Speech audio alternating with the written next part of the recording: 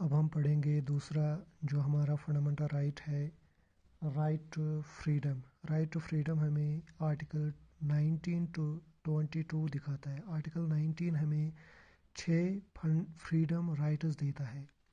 Freedom of speech and expression, to assemble peacefully without arms, to form association or unions or corporate societies, to move freely throughout the India, to reside and settle in any part of India, to practice any profession, any occupation, or any trade or business. Article 20. Protection in respect of conviction for offences. Production जो article 20 हमें दिखाता है, जो convection है, convection हमें 3 types के मिलते हैं under x post facto legislation. ये हमारा पहला कन्विक्शन होना चाहिए। इसमें क्या होता है कि कोई no person shall be convicted of any offence except for violation of a law in force at the time of the commission of the act charged as an offence, nor be subjected to a penalty greater than that. Double jeopardy.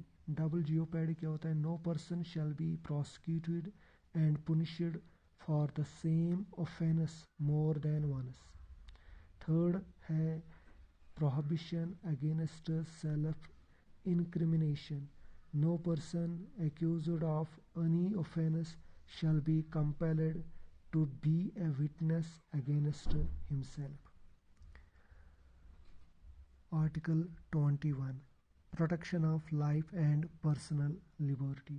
Protection of life and personal liberty जो article 21 है, इसको हम emergency में suspend नहीं कर सकते। Article 21 emergency में, national emergency जो भी होगी, चाहे फाइनेंशियल एमरजेंसी होगी या एग्रेशन, फॉरेन एग्रेशन का कोई इमरजेंसी होगी, उसमें आर्टिकल 21 सस्पेंड नहीं हो सकता।